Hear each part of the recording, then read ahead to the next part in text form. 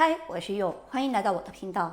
那这一期的视频，我将为你介绍10种最常见的金融投资工具。你是不是想投资，但又不知道投资什么好，或者你不知道什么投资工具更适合你自己？你不知道哪个投资工具风险更小，赚钱更多？如果是这样的话，那么你就一定要把这个视频看到最后。看完这期视频后，相信你能找到一种或几种适合你的投资工具。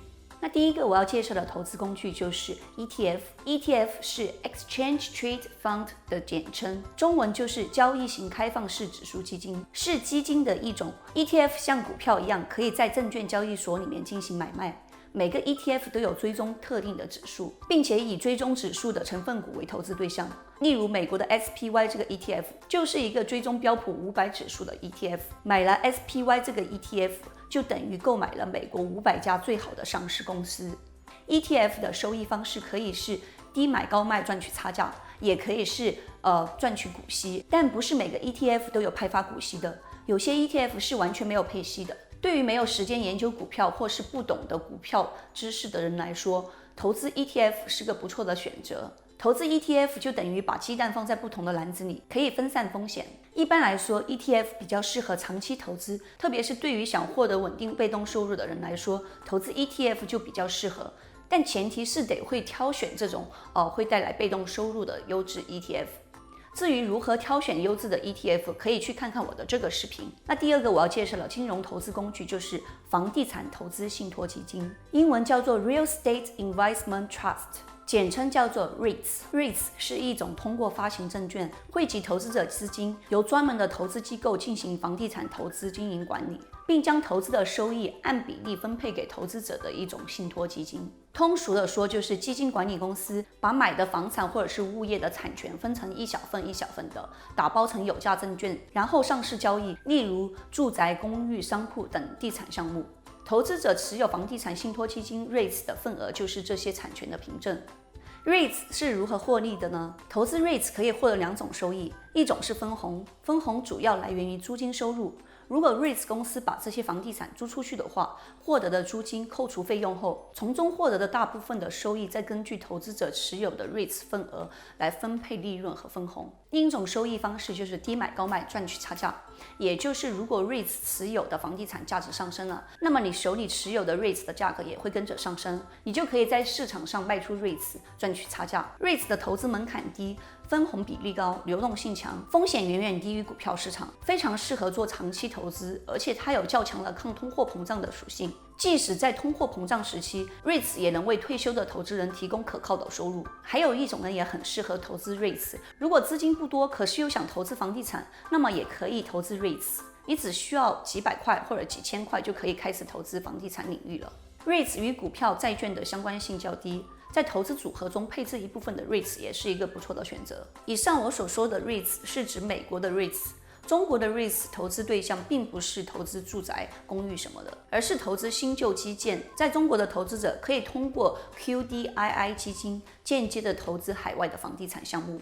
下期的视频我会专门介绍房地产信托基金 REITs。如果你想更深入的了解房地产投资信托基金 REITs 的话，那么就记得订阅这个频道，这样你才不会错过下一期的内容了。第三个我要介绍的金融投资工具就是加密货币，英文叫做 Cryptocurrency。它是一种数字货币，采用区块链技术，具有去中心化的特点，不需要通过金融机构进行交易。使用者可以私下直接完成交易，并利用匿名账户保护交易隐私。但因为不经过金融机构的管制，所以投资者需要自行承担投资风险。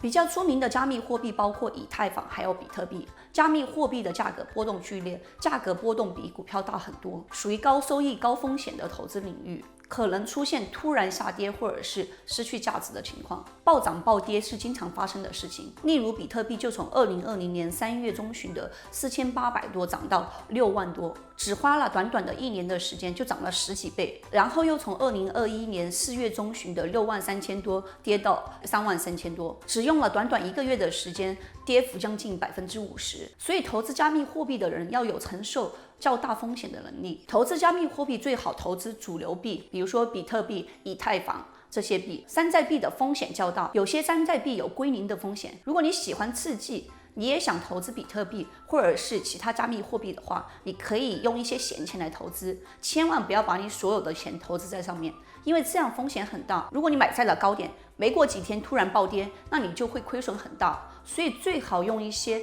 亏掉也不心疼的钱来投资加密货币。还有就是在你投资任何加密货币前，请务必先了解这个币值不值得投资，选择一些有价值的币来投资。那第4个我要介绍的金融投资工具就是 P2P。P2P 是 Peer to Peer 的缩写，英文的全称就是 Peer to Peer Lending， 意思就是个人对个人的借贷，又称作点对点网络借款。P2P 说白了就是借款人和投资人通过 P2P 平台的撮合进行借贷，借款人使用投资人的资金，所以需要支付利息。那投资人因为贷款给借款人，所以他会获得利息收入，而 P2P 平台就从中赚取服务费。P2P 投资门槛低，几百块就可以开始投资，属于固定收益类的投资，只需要在投资前选择安全可靠的平台，到期直接收回本息就可以了。那 P2P 的平均年化收益率在10%左右。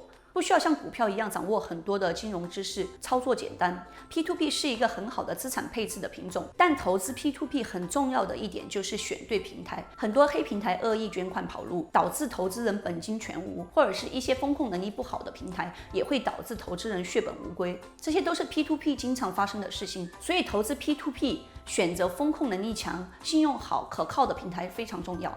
那第5个我要介绍的金融投资工具就是期货。期货的本质是与他人签订一份远期买卖商品或股指、外汇、利率等等的合约，以达到保值或者是赚钱的目的。期货可以分为商品期货或者金融期货2大类。商品期货例如大豆、小麦、原油、黄金等；金融期货例如有外汇、债券、股票、指数等等。期货是双向交易，你可以做多赚钱，也可以做空赚钱，也就是买涨买跌都是可以赚钱的。期货充分利用了保证金杠杆交易，把风险和收益都放大很多倍，所以期货适合资本小的投资者在期货市场里以小博大。期货不仅适合做短线交易，还可以做期货对冲。一些企业通过买卖期货来套期保值，锁定利润和成本，降低时间带来的价格波动风险，所以期货可以用作转移风险。那第6种我要介绍的金融投资工具就是债券。债券是发行者为筹集资金发行的，并会在约定的时间支付一定比例的利息，到期时偿还本金的一种有价证券。说白了就是把钱借给别人，坐等收利息，到期收本。债券相对于股票来说，风险更低，收益也更低，流动性跟股票差不多。债券的收益主要来源于利息收入和低买高卖债券来赚取差价。债券更适合想获得固定收益的人群。债券有分公债、金融债还有公司债。一般公债比较没有违约风险。公债包括2种，国债和地方债。国债就是国家发行的债券，一般而言流动性最好，信用风险最低。地方债就是地方政府发行的债券，金融债券是金融机构发行的债券，公司债券就是上市公司发行的债券。债券有分 A、B、C、D 等级。A 级债券安全性最大，收益水平较低，其中 AAA 级别的债券还款能力最高。B 级债券有一定的风险，收益相对 A 级债券较高，费用也较高。C 级和 D 级债券是投机性和赌博性债券，风险大，潜在收益也大，有可能没有还款能力。所以如果是想稳定的获得固定收益，最好选择风险低、比较没有违约风险的国债比较好。那第7个要介绍的金融投资工具就是基金。基金是一种利益共享、风险共担的投资方式。投资基金就等于是委托专家代为投资，基金公司集合大家的小资金，由基金经理去投资。基金投资的对象包括股票、债券等金融工具，投资人坐等分红就好了。基金公司投资有赚钱的话，就会把投资赚到的钱分一部分给投资人；基金公司投资赔钱的话，投资人也只能认赔。基金有分很多类型，可以是股票型、债券型、指数型、固定收益型等等。投资基金可以分散风险，能够弥补个人投资知识的不足。基金的收益方式是股利、股息收入，低买高卖赚取差价。基金的风险小于股票，大于债券，收益也少于股票，多于债券，流动性和股票、债券差不多。不同于股票，基金有专业团队管理，也不需要你有专业的投资知识。投资基金就是间接的参与投资证券。所以基金更适合不具投资知识并想参与投资证券的人群。第8个金融投资工具就是股票。股票是一种有价证券，因为股份公司需要筹集长期资金，所以将公司的资本分割成许多的股票，将股票发给投资者作为持股凭证，而持有股票则代表投资者对发行公司的所有权。也就是说，购买股票的人能成为这个公司的股东，并以此获得股利或股息，并分享公司成长或交易市场波动带来的利润，但也要共同承担公司运作错误所带来的风险。股份公司借由这种有价证券，也就是股票，进行分配公司的所有权。股票的收益方式是赚股利和低买高卖赚取差价。但并不是每只股票都会配息，有的股票可能是配股，或者是有的不配息也不配股，但并不是说不配股不配息的股票就不好，有的成长型的股票比配息配股的股票获利更多。股票具有流动性高，能抵御通货膨胀，风险高，收益高，对投资者要求也高，适合有闲置资金、有投资意识的人群。有的人买股票是为了做长期价值投资，有的人买股票则是做短线交易。那么股票投资应该做长期投资还是短线交易呢？哪个赚钱更快，哪个更赚钱呢？想知道答案可以去看看我的这个视频。那第9个我要介绍的金融投资工具就是外汇。外汇是投资人为了赚取价差收益，进行不同货币之间的兑换行为。两种货币之间的汇率会随着这两种货币之间的供需变化而变化。投资者在一个汇率上买进一种货币，而在另一个更有利的汇率上抛出该货币，然后就可以盈利。投机占了外汇市场交易的绝大部分，外汇就是低买高卖，赚取两国货币间的差价。汇率的流通性高，可以24小时交易，成交量大，回报迅速而且丰厚，适合短期投资者，也适合谋求高回报、有投资意识的人群。在进行外汇投资的时候，请确认国内合法的交易管道，避免不必要的交易风险。那第10个我要介绍的金融投资工具就是纸黄金。